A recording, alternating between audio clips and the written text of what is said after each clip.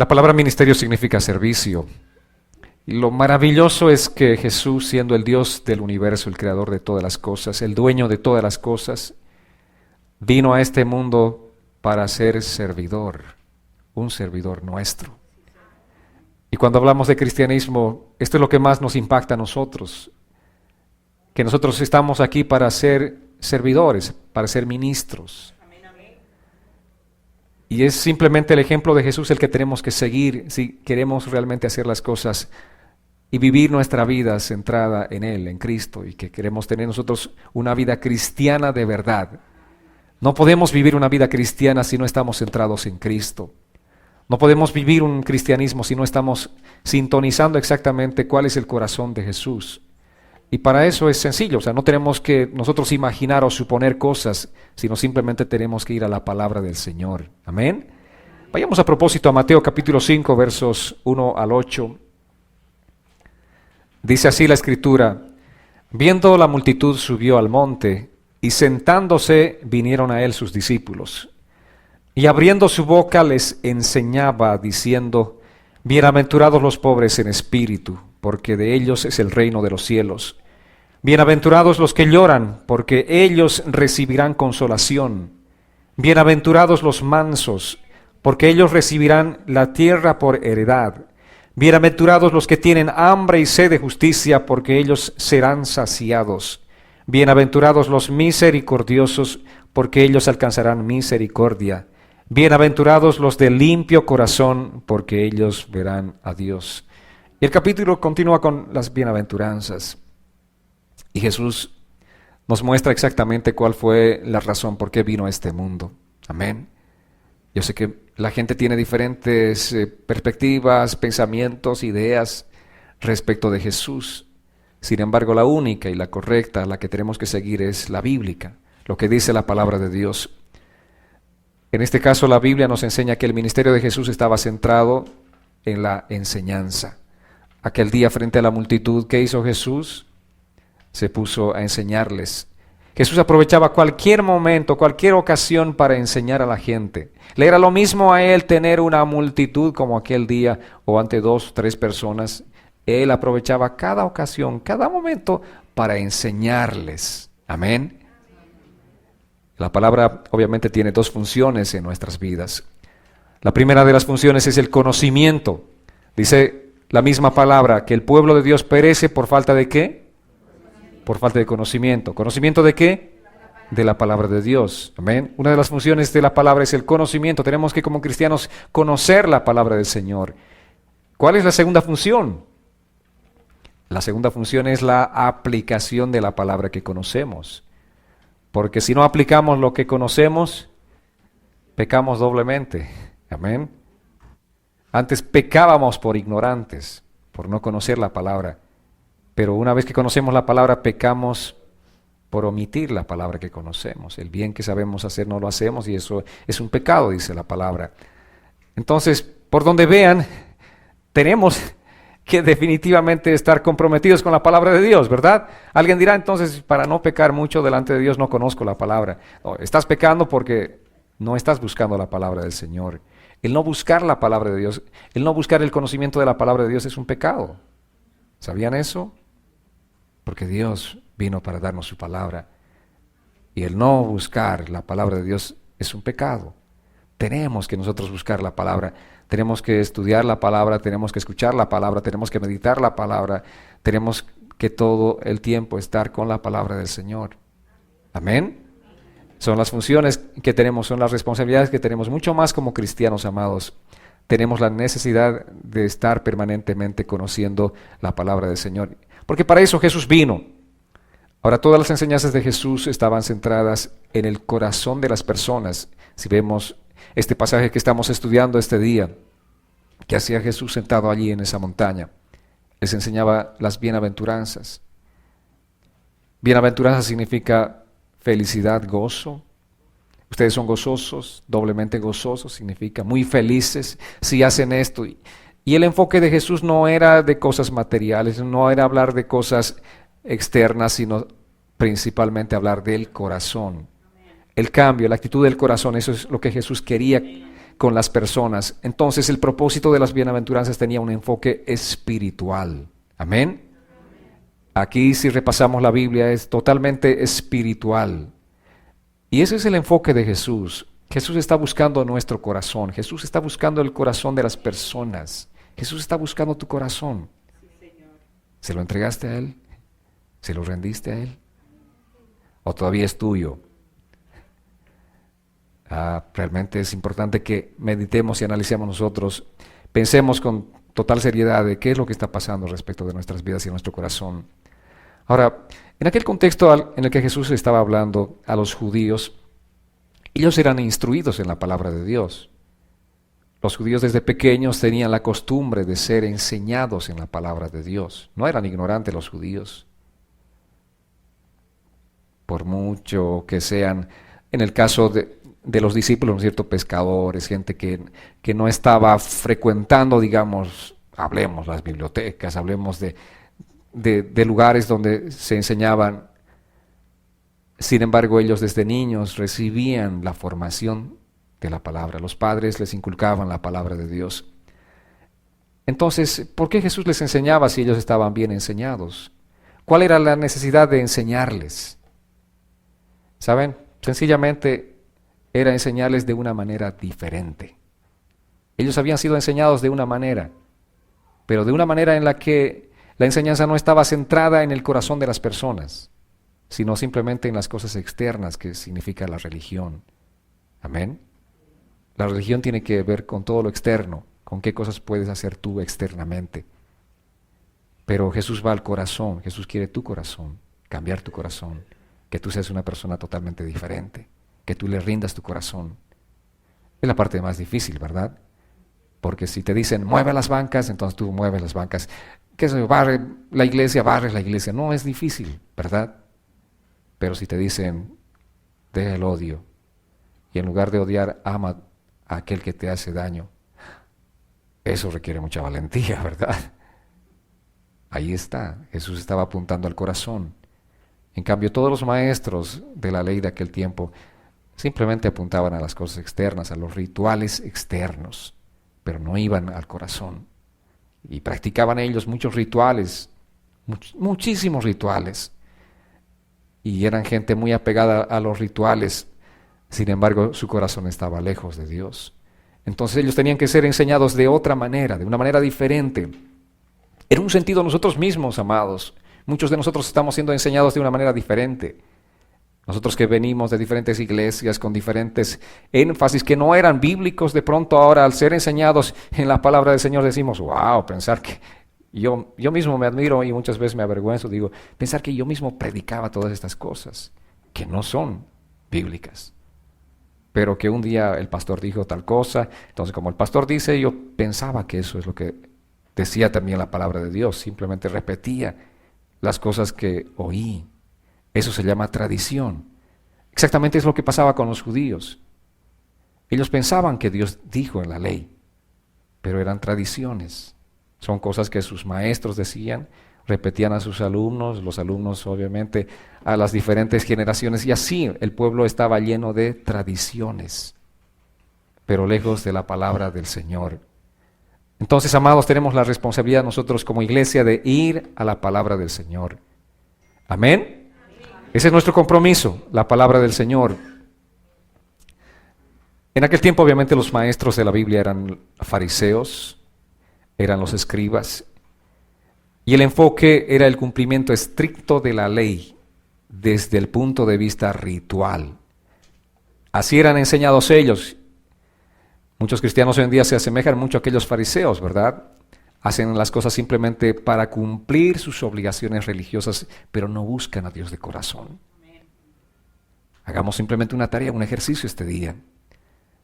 Cuando venimos a la iglesia, ¿venimos para cumplir una tarea o venimos porque queremos realmente buscar a Dios de corazón?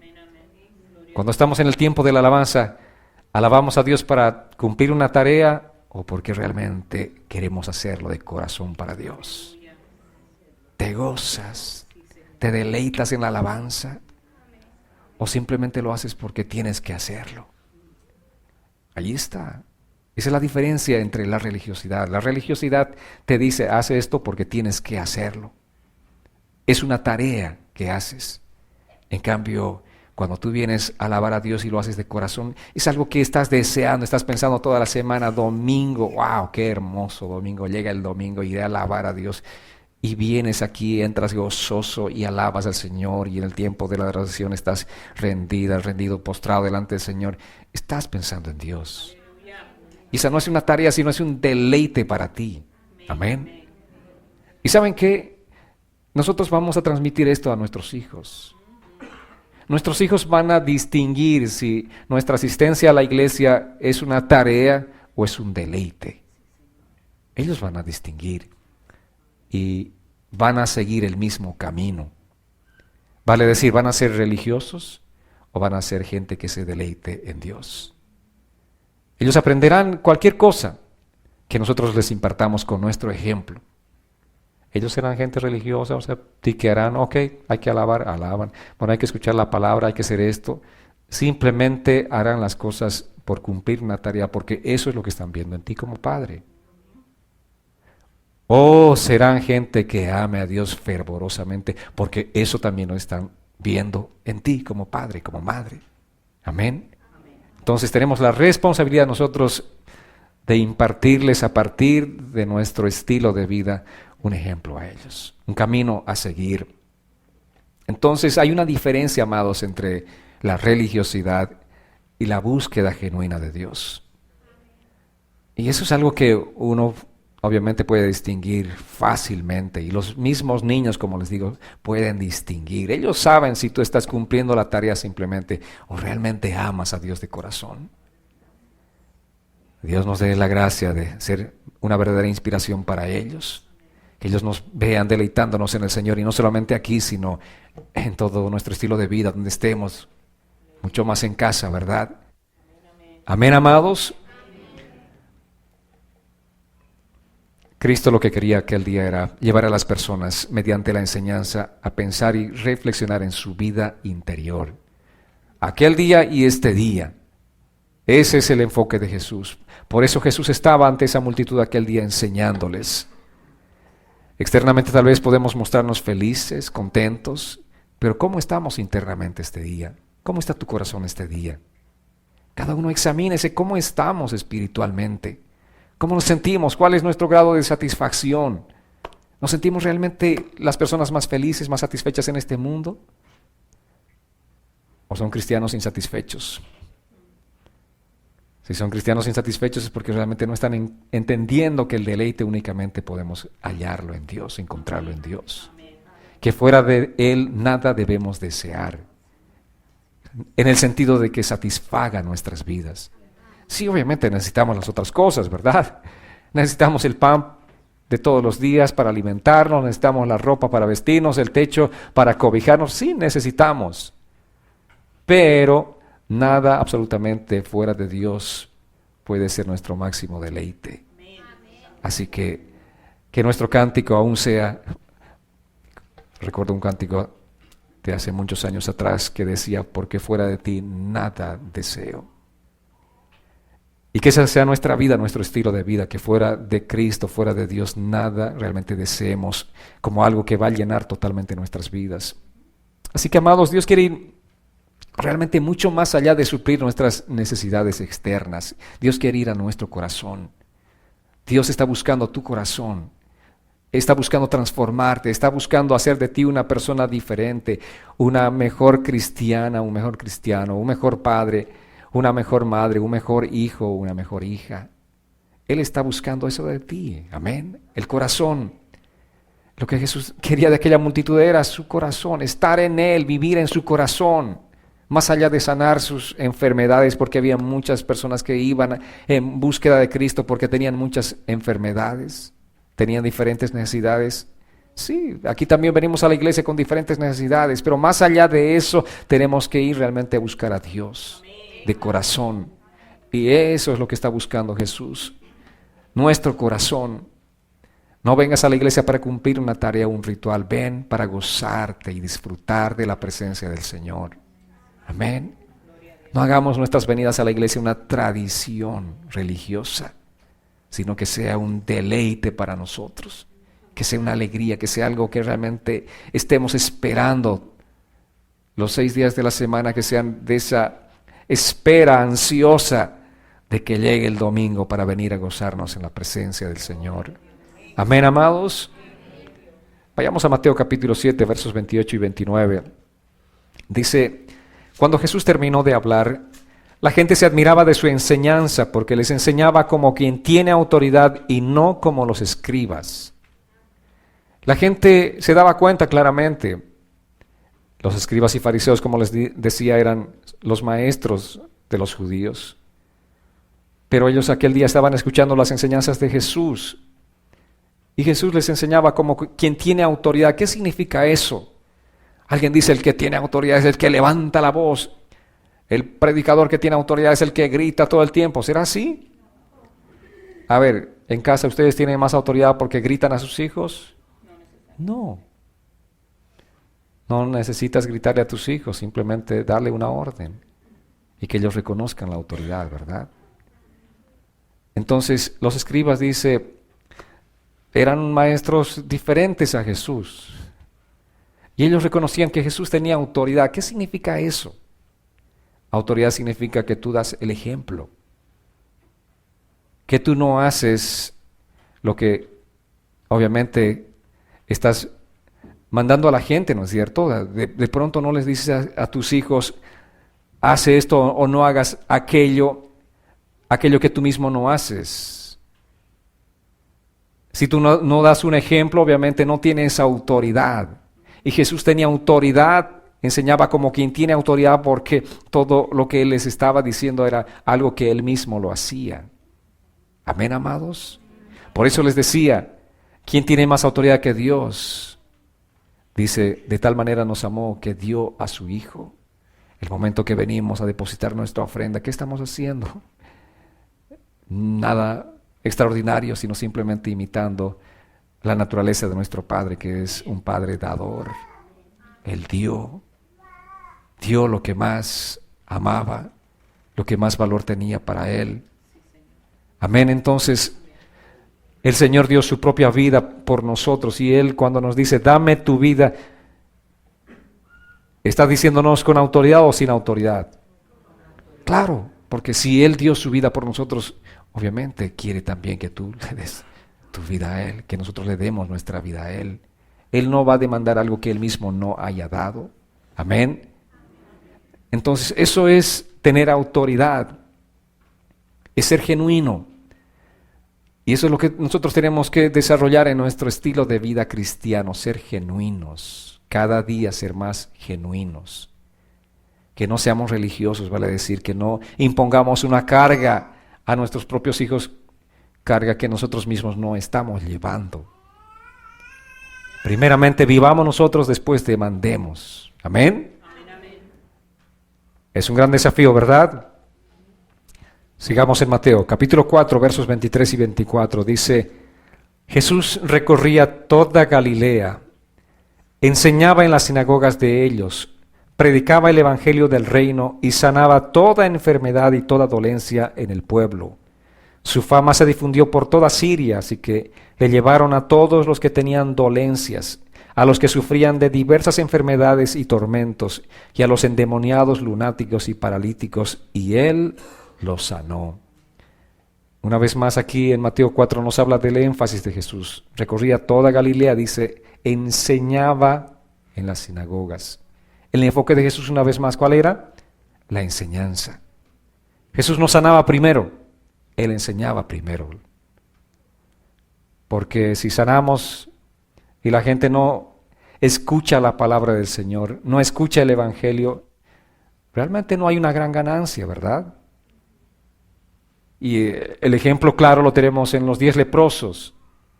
10 leprosos fueron sanados por Jesús. ¿Y cuántos volvieron agradecidos con Jesús? Solo uno.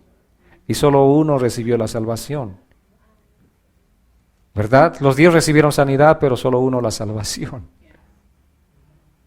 Los 10 ex leprosos murieron, y si no, se arrepintieron. ¿Dónde se fueron? Se fueron al infierno, perdidos eternamente, lejanos y distantes eternamente de Dios. ¿Qué ganancia puede haber en recibir un bienestar físico momentáneo? Por eso les digo, ¿qué buscaba Jesús de la gente? El corazón.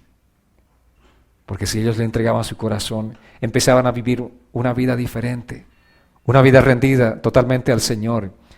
Y no una vida temporal, sino una vida eterna con Cristo. ¿No les parece maravilloso? Amén. El regalo más grande que nosotros tuvimos fue la venida de Jesús a este mundo. Por eso les decía que el centro de la Navidad, de las celebraciones, es Jesús. No somos nosotros, no son nuestros hijos, no es el encuentro familiar, no es nada de eso. Amén. Eso, digamos, es añadidura. Pero el enfoque principal es Jesús. Él vino a este mundo. Dios se hizo hombre. Por misericordia vino a este mundo y vino para salvarnos. Esa fue la mejor noticia que aquel día se pudo escuchar, la mejor noticia para la humanidad. Fue la mejor noticia para los pastores que estaban en el campo aquella noche.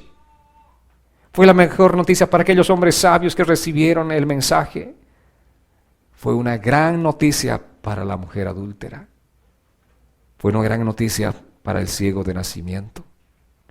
Era definitivamente la mejor noticia que había recibido que el Salvador vino al mundo para aquel paralítico que estaba en el estanque de Betesda. Era una gran noticia para toda aquella multitud de gente, tantos enfermos, tanta gente que recibió el beneficio que Jesús vino a otorgarles.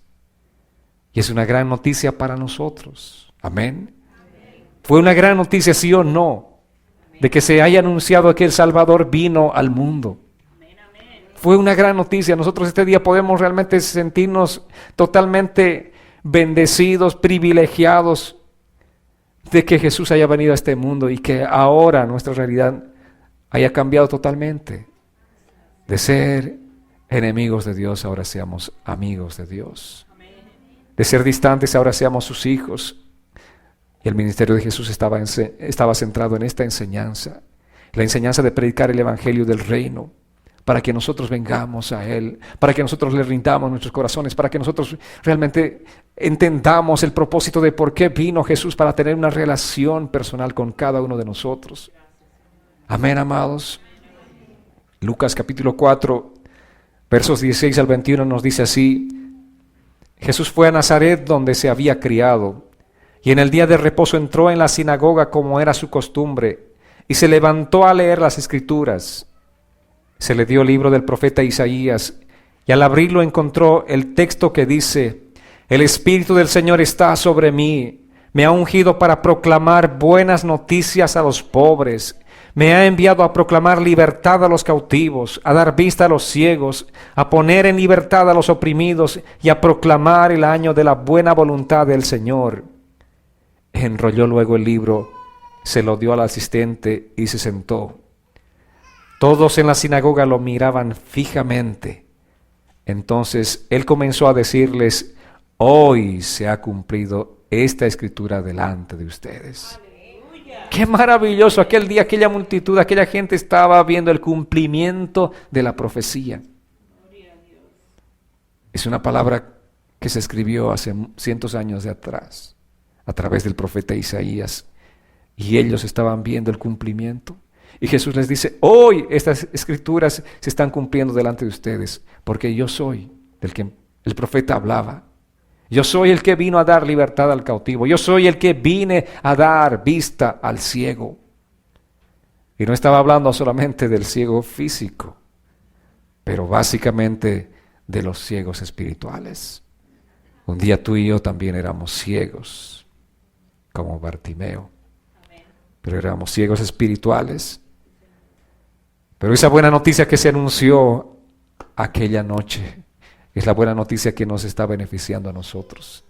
Es una buena noticia de la que nosotros podemos este día, mejor dicho, sentirnos realmente tan privilegiados, tan dichosos, tan bienaventurados, como era el mensaje de las bienaventuranzas de Jesús. Esos somos nosotros, bienaventurados, Jesús enseñaba estas buenas noticias a los pobres en espíritu, que decía la palabra, bienaventurados los pobres en espíritu. ¿Quiénes son los pobres en espíritu? Los pobres en espíritu son aquellas personas que pueden manifestar su necesidad de Dios. Pobre es aquel que dice, necesito que alguien me dé algo. Ese es un pobre. Y pobre en espíritu es alguien que dice, yo necesito de Dios. Amén. Y dice la palabra que son bienaventurados aquellos pobres en espíritu. ¿Cuántos pueden considerarse pobres en espíritu? ¿Cuántos realmente pueden sentirse así, pobres en espíritu? Claro, yo soy pobre porque sin Él no tengo nada. ¿Quién soy yo sin Él, sin Dios? Un miserable. No soy nada. Como decía Fernando hace rato, ¿somos qué? Polvo. ¿Qué somos? Polvo. Nada.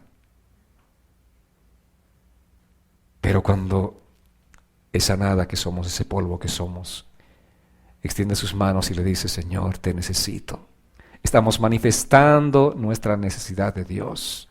Estamos manifestando nuestra pobreza espiritual y estamos reconociendo que toda la riqueza viene solamente de Dios. Que Él puede enriquecernos con todas las riquezas espirituales de las que ya compartimos el domingo pasado. Amén. Que las riquezas vienen de Él. Y Él vino a este mundo, como dice la palabra, se hizo pobre para que nosotros seamos enriquecidos de las riquezas espirituales. Amén, amados. Jesús decía, bienaventurados los pobres en espíritu. Bienaventurado. Si tú realmente eres un pobre en espíritu, eres bienaventurado. Si tú estás buscando a Dios con esa necesidad de aquel pobre que busca el pan de todos los días, con ese afán, con esa desesperación. El pobre se levanta temprano en la mañana, está buscando llevarle el pan a sus hijos hambrientos. Le pone todo el empeño para buscar ese pan. Todo el afán, le pone todo. Si tú estás buscando a Dios con ese mismo afán, eres un pobre en espíritu y serás bienaventurado. Serás inmensamente feliz, serás inmensamente dichoso. Amén, esa es la bienaventuranza. También vino a sanar a los quebrantados de corazón. ¿Quiénes son los quebrantados de corazón? Sino aquellos que fueron heridos, que fueron lastimados por las diferentes circunstancias de la vida. ¿Cuánta gente pasó por eso? ¿Cuántos fueron heridos, lastimados? ¿Cuántos fueron menospreciados por sus propios padres, sus madres, por la familia? Pero Jesús vino a sanar a los quebrantados de corazón. ¿Cuántos hombres y mujeres fueron heridos? Fueron lastimados. La vida es dura, ¿verdad? Es muy dura. Pero Jesús vino a sanar esos corazones quebrantados.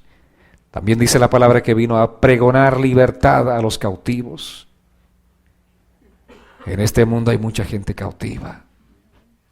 Cautivos de los vicios, de las drogas, cautivos de la infidelidad, cautivos. Podemos hablar de diferentes tipos de cautividad, pero mucha gente cautiva. Es triste, pero podemos ver simplemente al escuchar las historias de las personas tanta cautividad. Gente que aún viene a la iglesia, pero que sigue siendo cautiva de muchas cosas. Adicciones. Y no les hablo solamente de drogas o alcohol. Hay tantos otros tipos de adicciones y cada vez más este mundo nos presenta tantas adicciones.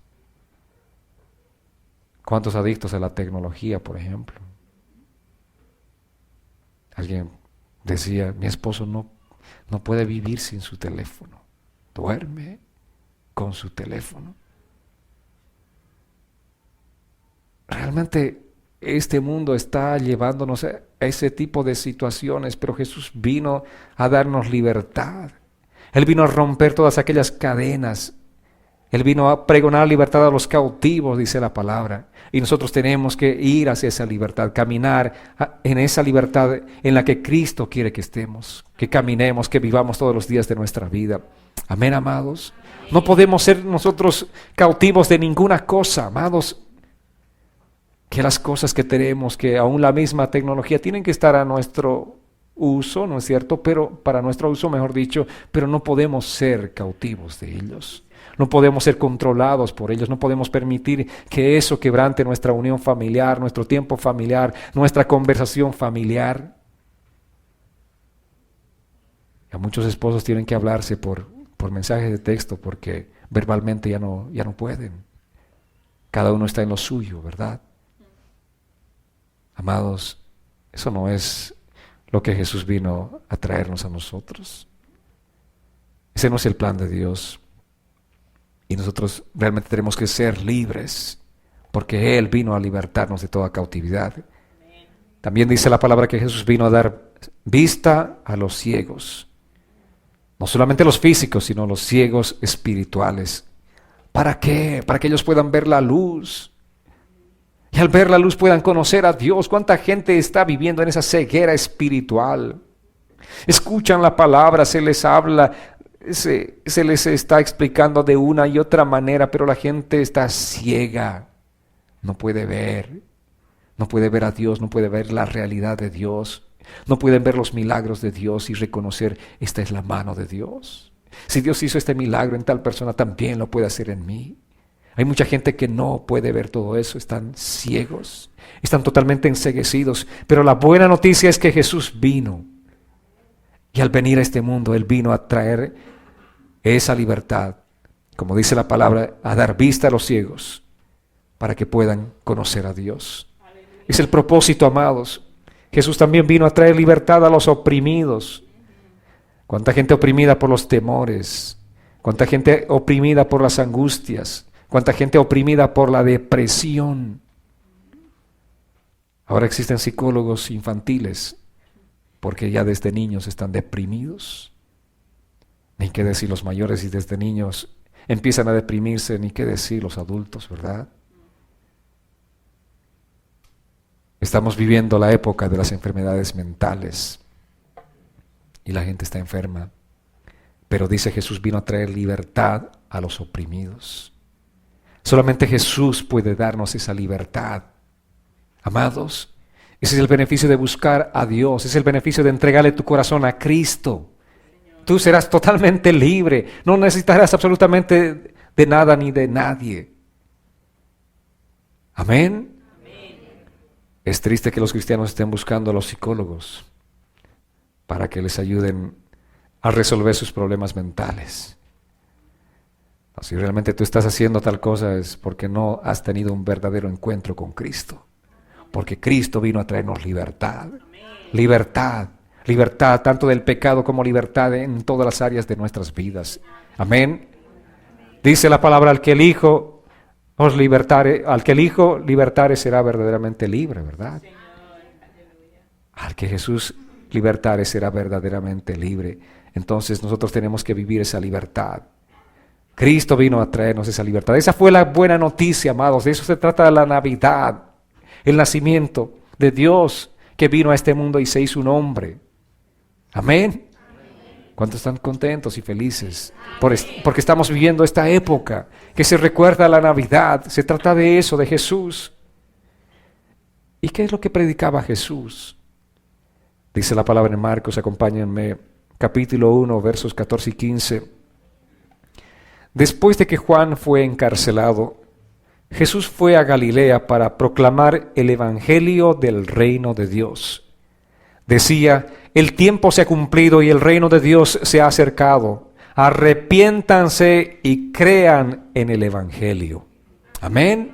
Esta era la predicación después de la muerte, del encarcelamiento de Juan, dice, y posterior muerte.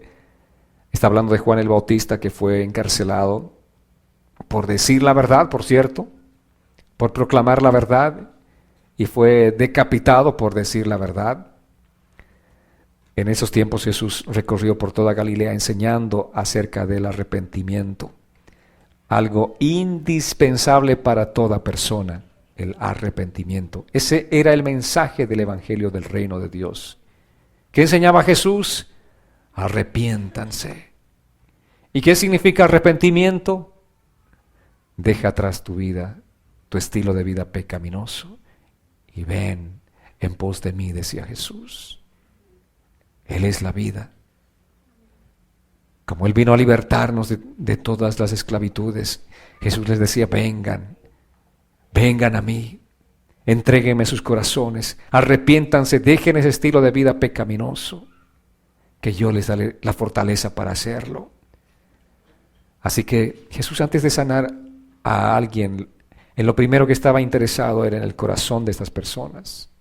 Por eso predicaba el Evangelio, por eso enseñaba antes de hacer los milagros que Él hacía. En todos estos diferentes pasajes que estamos leyendo, el enfoque es ese. Mateo capítulo 4, verso 17 dice, desde entonces Jesús comenzó a predicar y decía, arrepiéntanse porque el reino de los cielos se ha acercado. ¿Saben? Una sanidad sin arrepentimiento, les dije que no es ganancia, ¿verdad? Para nada. Simplemente es un beneficio temporal y mucha gente está buscando su beneficio temporal y no le interesa realmente la eternidad de vida junto a Cristo.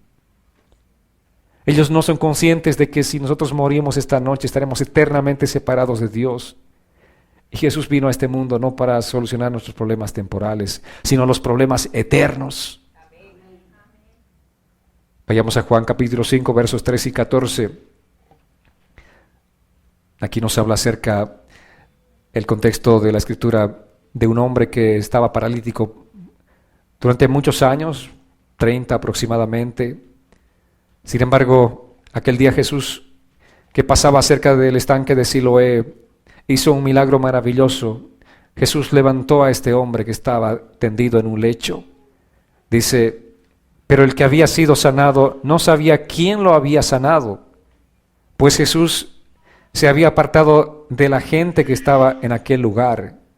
Después Jesús lo encontró en el templo y le dijo, como puedes ver, has sido sanado, así que no peques más para que no te sobrevenga algo peor. Aquel día Jesús estaba pasando por ahí, lo sanó al hombre y se fue de largo, y el hombre no supo quién lo había sanado. Pero Jesús se encargó de verlo una vez más, de encontrarlo y decirle, tú has sido sanado. ¿Y qué tienes que hacer ahora? ¿Sigue viviendo tu vida loca? No. Arrepiéntete. Deja tus pecados. Busca a Dios. Cuando Dios hace un beneficio por nosotros, ¿qué es lo que tenemos que hacer, amados? ¿Cuánta gente, miles de personas han recibido el beneficio de Dios? Tanto sanidades físicas como bendiciones o provisiones materiales. Pero después de recibir los beneficios de Dios, simplemente se hacen a los de la vista gorda. Siguen viviendo su estilo de vida pecaminoso, sin considerar a Dios. Siguen viviendo como antes. Pero Jesús les dio una advertencia importante. Así que no peques más para que no te sobrevenga algo peor. ¿Y qué sería algo peor? Algo peor sería que después de recibir el beneficio de Dios de una sanidad, tú no reconozcas a Dios en tu vida. Y al no reconocer a Dios, obviamente va a llegar el momento donde vas a morir y mueras y partas a una eternidad totalmente alejada de Dios. Eso sería lo peor, ¿verdad? Sería lo peor. ¿Para cuánto sería algo catastrófico, terrible? Que conociendo la palabra del Señor, conociendo y escuchando la verdad del Señor, ustedes decidan vivir una vida lejana, distante de Dios. Sería terrible, ¿verdad? Terrible. Entonces Jesús está haciendo esta advertencia importante aquí en la palabra y le dice a aquel hombre que se arrepienta. Le dice a aquel hombre que cambie su estilo de vida. El enfoque principal por eso en la enseñanza de Jesús es traernos vida y la vida eterna del que Él habla. Jesús no vino para traernos solamente un alivio, un confort pasajero y temporal, amados. Amén. Más bien nos dijo que en el mundo tendrán aflicción. ¿Verdad que vivimos esa etapa? Vivimos en este mundo y tenemos que enfrentar diferentes situaciones de aflicciones en nuestras vidas. Sin embargo, lo que Jesús vino a traernos es una vida eterna, un beneficio eterno, no temporal, sino eterno. Dice la palabra en Juan capítulo 6, verso 47, de cierto les digo, el que cree en mí tiene vida eterna. Ese es el beneficio que el Señor vino a traernos, amados. ¿Cuántos creen en Jesús? ¿Cuántos creen en Jesús? Dice, de cierto les digo que el que cree en mí tiene vida eterna. ¿Es poco? Deberían estar contentos, aplaudiendo, alabando a Dios en este momento, gozándose de júbilo, si realmente esta palabra está llegando a sus vidas, porque dice, el que cree en mí tiene vida eterna. El reino de los cielos no es un reino de mentira, amados.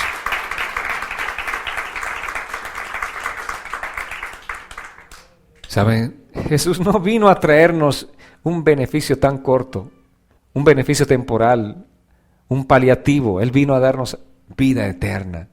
Y esto es lo que realmente nos habla acerca de la grandeza de ese Padre que tenemos, de ese Padre que es Dios y que está en nuestros corazones y que somos parte de su familia, somos sus hijos, somos su pueblo y todo lo que la palabra dice acerca de Él. Amén. ¿En qué consiste el reino de Dios? Dice Romanos 4:17, porque el reino de Dios no es cuestión de comida ni de bebida, sino de justicia, paz y gozo en el Espíritu Santo. ¿En qué consiste el reino de Dios? Jesús predicaba acerca del reino de Dios. ¿Qué es este reino de Dios? ¿En qué consiste? La palabra claramente nos dice que el reino de Dios no es cuestión de comida ni de bebida, sino de justicia, paz y gozo en el Espíritu Santo. ¿Cuántos quieren tener eso? La justicia, la paz y el gozo del Espíritu Santo en sus vidas. La justicia de Dios vino a manifestarse en nuestras vidas. Que al ser pecadores, Cristo, al creer en Él, nos declaró sin culpa, nos declaró justos. Esa es la justicia de Dios. Qué maravillosa justicia, ¿verdad? Y Él vino a traernos una paz, esa paz que sobrepasa todo entendimiento. Y nos vino a llenarnos del gozo de su Espíritu Santo. En esto consiste el reino de Dios. Este reino debe ser establecido en cada corazón. Este reino debe ser establecido en el corazón de cada persona. Esa fue la razón de la predicación del Evangelio de Jesucristo. Él vino a hablar acerca del reino de Dios. El reino significa el gobierno de Dios. Porque la necesidad más grande de toda persona, de toda familia, es que el reino de Dios sea establecido en su corazón. Esa es la necesidad más grande. Si tú me dices, pastor, tengo muchas necesidades, yo te voy a responder, ¿cuál es tu necesidad más grande? Mi necesidad más grande es, si tú me mencionas algo material, no estás entendiendo el Evangelio. Tu necesidad más grande es que el reino de Dios sea establecido en tu corazón. Amén. Así me dices, pastor, mi necesidad más grande es, o mi petición más grande es, que el reino de Dios sea establecido en el corazón de mi familia. Gloria a Dios.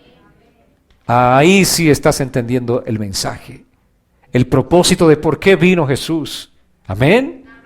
Ahí sí eres un bienaventurado, porque realmente a eso es a lo que Cristo vino. Para establecer el reino de Dios, el gobierno de Dios en cada corazón, en el mío y también en el de mi familia. Amén. En el tuyo y también en el corazón de tus familiares. Esa tiene que ser nuestra petición de todos los días. En Juan capítulo 3, versos 1 al 3, así dice la Escritura. Entre los fariseos había un hombre que entre los judíos era muy importante. Se llamaba Nicodemo. Este vino de noche a ver a Jesús y le dijo, Rabí, sabemos que has venido de parte de Dios como maestro, porque nadie podría hacer estas señales que tú haces si Dios no estuviera con él. Jesús le respondió, de cierto te digo, el que no nace de nuevo no puede ver el reino de Dios. ¿Qué era este hombre? ¿Qué dice la Escritura que era? ¿Era un hombre poco importante o muy importante? Un hombre muy importante, un hombre muy reconocido, Un hombre que seguramente salía en todas las revistas y portadas de periódicos. Era muy importante. ¿Pero de qué sirve que un hombre sea tan importante, tan conocido, tan famoso, si no conoce a Dios, si no ha nacido de nuevo? ¿De qué le sirve? Que le dijo a Nicodemo, de cierto te digo, que el que no nace de nuevo no puede entrar al reino de Dios. Este hombre era muy importante, pero no podía entrar al reino de Dios. ¿Cuál era la diferencia entre un hombre menos importante? Ninguna. Si los dos se pierden, ¿cuál es la diferencia? Ninguna, ¿verdad? Entonces, no busques ser una persona muy importante. Busca que el reino de Dios venga a tu corazón. No busques ser una persona muy famosa, muy reconocida, una persona que sea tan conocida que no hay nadie que no hable de ti. Busca ser conocido por Dios. Amén. Busca nacer de nuevo, como Jesús le estaba hablando a este hombre importante que era Nicodemo. Busca el reino de Dios. Así que, amados, eso es lo que tenemos que hacer con prioridad. Ahora, no importa cuán importante o conocido seas en este mundo, lo que tienes que buscar es el reino de Dios. Y la palabra nos enseña a nosotros como cristianos que pidamos por el reino de Dios. Jesús les decía a sus discípulos, tienen que pedir para que el reino de Dios venga a ser establecido en los corazones. Por eso les decía, si tú estás anhelando que a tu familia venga el reino de Dios, eres bienaventurado, estás realmente entendiendo el mensaje de la palabra. Vayamos a Mateo capítulo 6, verso 10. Dice así la Escritura, Mateo 6, 10. ¿Cuántos han repetido muchas veces esta frase? ¿Cuántas veces le dijeron, venga tu reino, hágase tu voluntad en la tierra como en el cielo? ¿Verdad que el Padre Nuestro es tan conocido, tan repetido? Pero realmente entiende la gente cuando está repitiendo estas frases, esta oración. Venga tu reino, hágase tu voluntad, así como en el cielo, en la tierra. Qué hermoso, ¿verdad? Eso es lo que tenemos que pedir nosotros como cristianos. Venga tu reino, Señor. Venga tu gobierno sobre mi vida, sobre la vida de mi esposo, de mi esposa, de mis padres, de mis hijos, sobre cada uno de los familiares. Que venga tu reino, Señor. Que venga tu gobierno, que tú los gobiernes, Señor. Porque cuando venga el reino de Dios, ¿qué vamos a hacer? Hágase tu voluntad. Cuando venga el reino de Dios en nuestras vidas, realmente allí haremos la voluntad de Dios. Porque si el reino de Dios no viene a nuestras vidas, no hay forma de conocer la voluntad de Dios, no hay forma de que hagamos la voluntad de Dios. Conoceremos la palabra, pero no haremos la voluntad de Dios, porque el reino no ha venido a nuestro corazón. Pero si el reino viene a tu corazón, tú harás la voluntad de Dios. Una marca importante de que el reino de Dios vive en tu corazón es que tú haces la voluntad de Dios. Buscas hacer la voluntad del Señor con todas tus fuerzas. Te es difícil, pero estás buscando todos los días hacer la voluntad de Dios. Amén. Eso es lo que tenemos que pedir. Que el reino de Dios venga a nuestras vidas para hacer su voluntad en los cielos como en la tierra. Amén, amados. Sigamos en Mateo capítulo 6, versos 33 y 34. Dice así: por lo tanto, busquen primeramente el reino de Dios y su justicia, y todas estas cosas serán añadidas. Así que no se preocupen por el día de mañana, porque el día de mañana traerá sus propias preocupaciones. Ya bastante tiene cada día con su propio mal. Ya bastante, ¿verdad? Amén. ¿Cuántos dicen ya bastante? Cada día tiene su propio afán.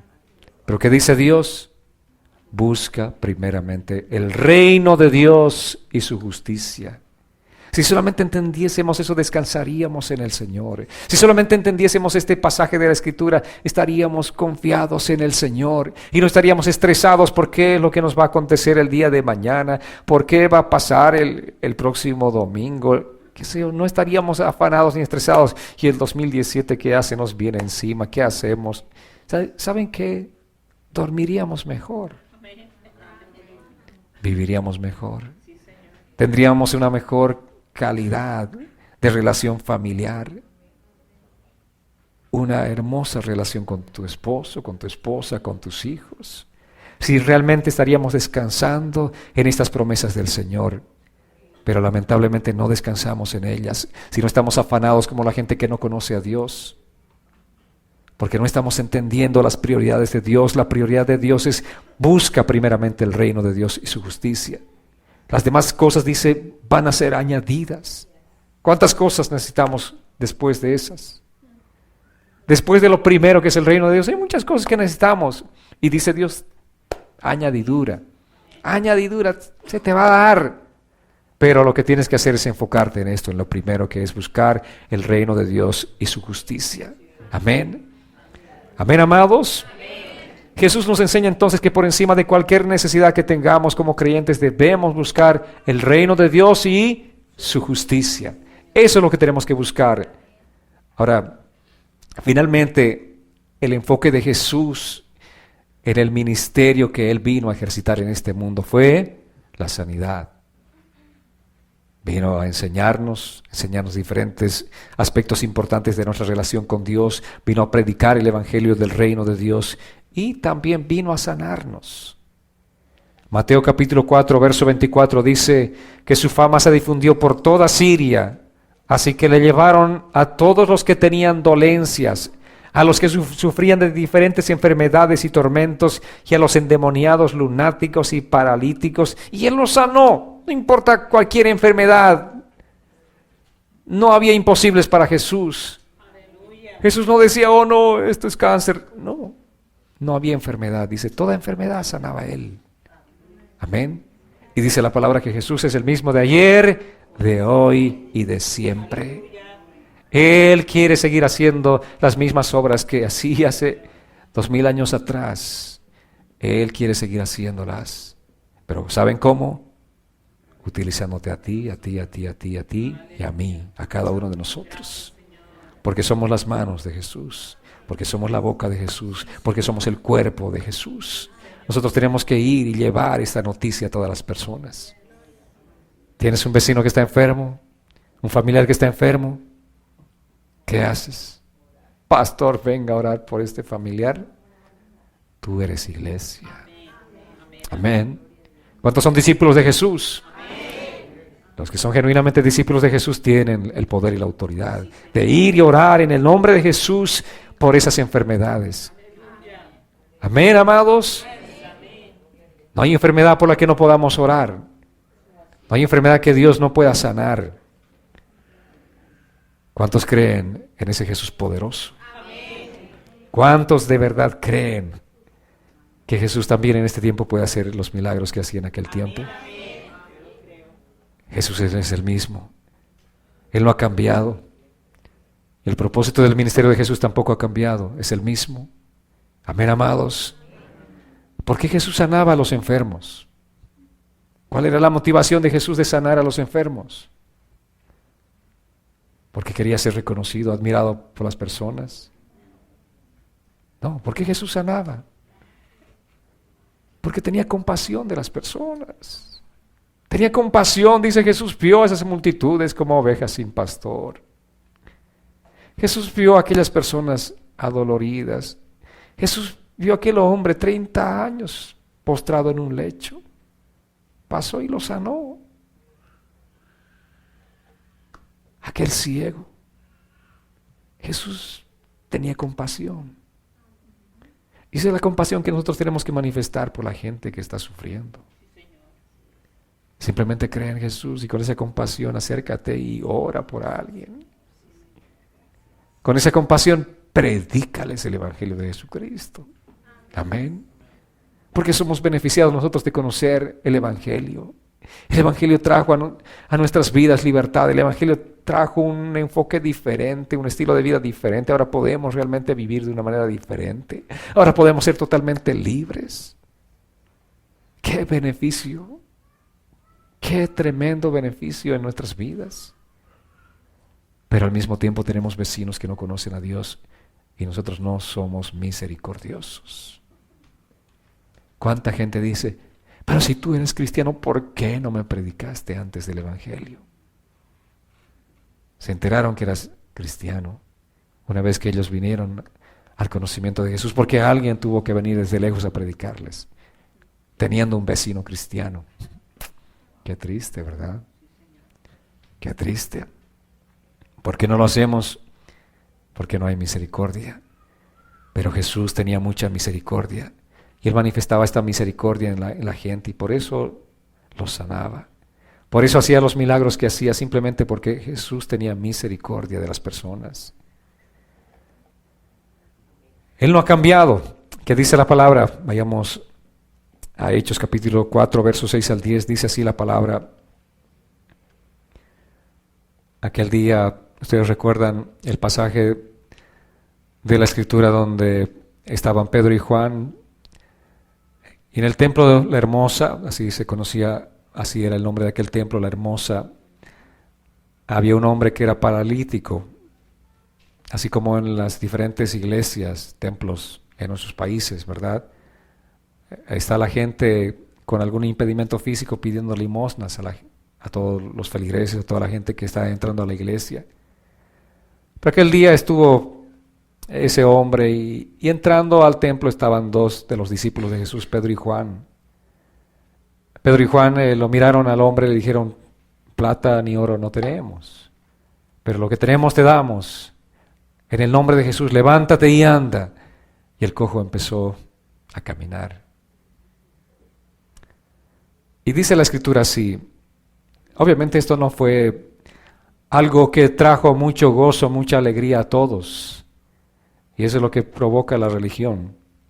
La religión simplemente está enfocada en los rudimentos y los procedimientos.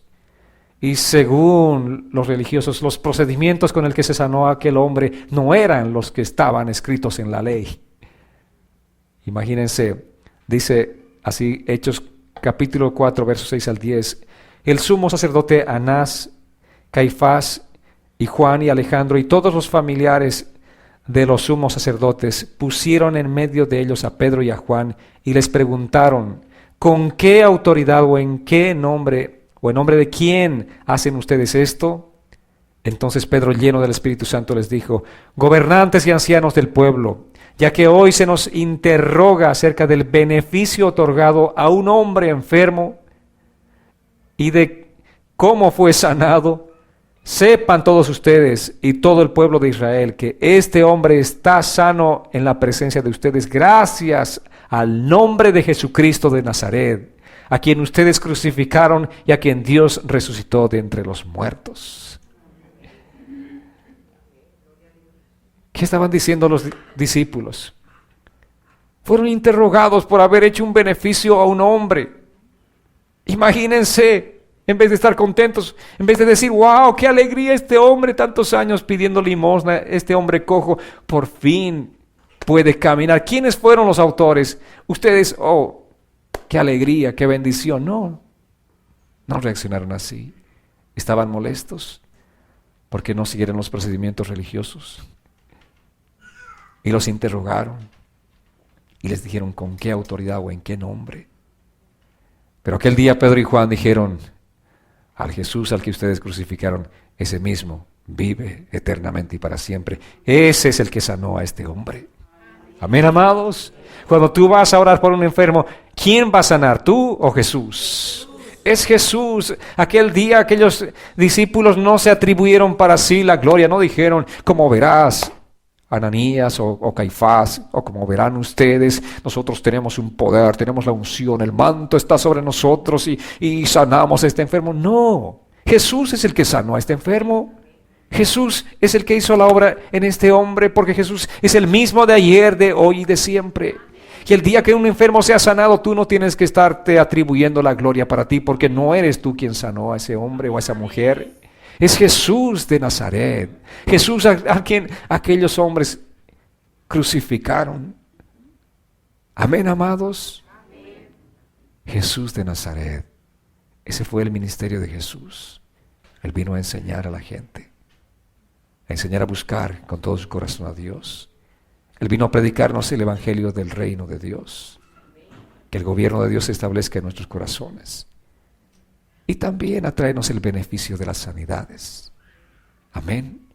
Es el mismo de ayer, de hoy y de siempre. Él no ha cambiado. Su palabra no ha cambiado.